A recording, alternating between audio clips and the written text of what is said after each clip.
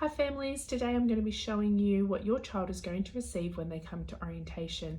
They're going to get this bag, and inside are some activities that you can do at home with your child in preparation for kindergarten 2021. Your child's bag will have their name on it, and this bag they might like to use as their library bag next year. Inside their bag there is some road safety information, there is a height chart here, there's some activities that you might like to do with your child at home. Next we have this social story. If you are on Seesaw, you would have already seen this social story. You can read this with your child in preparation for starting school next year. The next thing we have, this has also already been posted to Seesaw. It is some fine motor activities that you might like to do with your child at home in preparation for getting them ready to be here at school every day, writing, cutting, gluing, using their hands and building up their muscles. These activities are great for doing that. There's also this handout about how to prepare your child for school. This was also already uploaded onto Seesaw, however you might like to read through it again. It has some really helpful information in there. And to also support this, I've done some little printouts of basically what is in this handout of how to prepare your child for school. What we've done is we've just printed it out into like a little booklet for you, so you can go through these things with your child. You might like to do one a day or have a look at them, pin them up somewhere where your child can see them, and it means that there's a visual there for them, and it's going to help get them independent and ready for school. So some of the things they can do: put their socks on by themselves, I can put my shoes on by myself, I can put my shoes on the right feet, I can put my jumper on by myself, I can open and close my school bag, I can use the toilet correctly, I can wash and dry my hands by myself. There's lots of other things in there. It's really important that your child can do most of these things before they come to school.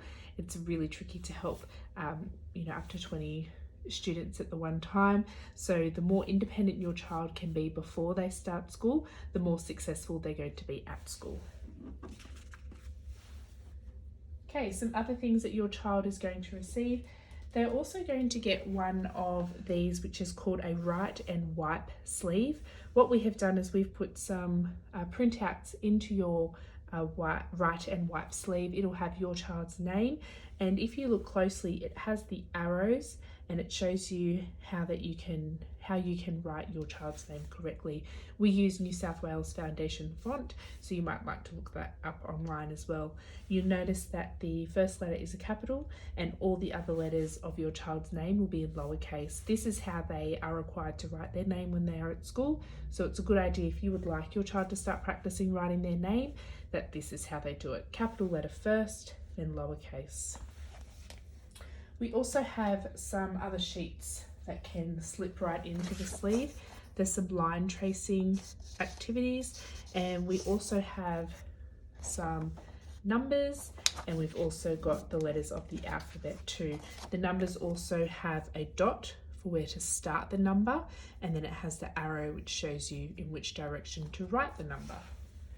Like I said, we also have letters of the alphabet, and what you can do is interchange what you have in your sleeve, so you can just pop that straight into there, which is why these papers that you'll see are not laminated, and they can easily go in and out of the sleeve. There's a little slot here for their pen, which you will also receive, and to rub off anything you can just use a rubber that you can buy from Officeworks or Kmart, or you can even just use a cloth. So you can write straight over the top, and remember to try and get your child to write with the correct letter formation if possible. So if I was to write the letter A, I would start on the starting star or the dot. There's a number 1 there, tells me to go around, up and down. So you can just use like I said before, a rubber or a cloth just to rub that out. You might like to do some of your own printouts if you wish. We've also got some counting and some maths games. So you will see a plastic sleeve that will have some numbers that look like this. What you can do with those is you can cut them out into cards like this. You can shuffle them. You can get your child to put them in order. You can also get your child to hold up, you know, the number that they have, number 1. They could just hold up one finger.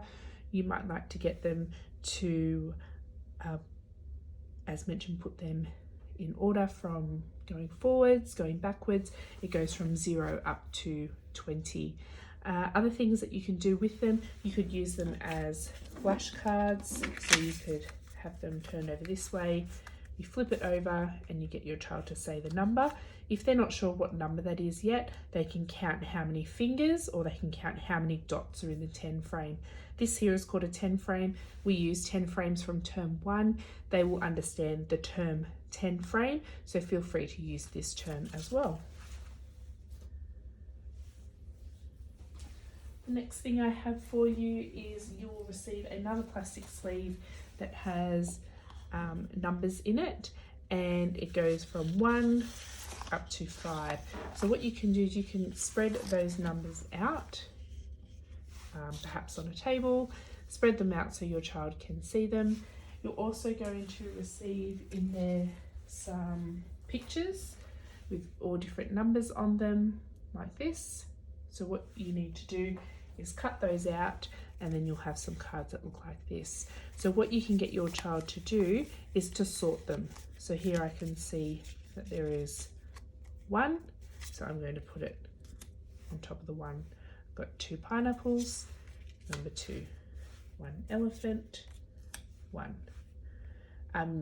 If they need to, they might count them and go 1, 2, 1, 1, 2, and get them to check. So get them to check that all of these have 2. If for some reason they have made a mistake, try and get the child to realise that they have made a mistake rather than pointing it out for them. So that's another maths counting activity that you might like to do with your child. Okay, the next one we have, you'll get a pipe cleaner that looks like this with some beads on it. So this is to help their one-to-one counting, and this is what we focus on in term 1. So as soon as a child can one-to-one count, that means that they move up in what we call 10, target early numeracy.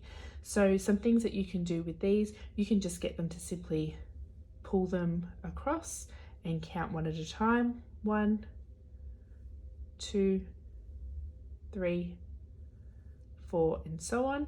Another way that you might get them to use it, they may not be up to this yet, but they could possibly count by 2s, 2, 4, 6, and so on. Something else that you could get your child to do is that you could put 1 at this end, and you could say to them, I have 1, how many more do I need to make 10? 1 on this side, 1, 2, 3, 4, 5, 6, 7, 8, 9. 1 and 9 are friends of 10. So that's another way that you could use it. If you have more beads at home, you might like to add some more, or you could even take these off and just have 5 on there. So it's a really good manipulative tool that they can use to support their early numeracy. That's our other activity.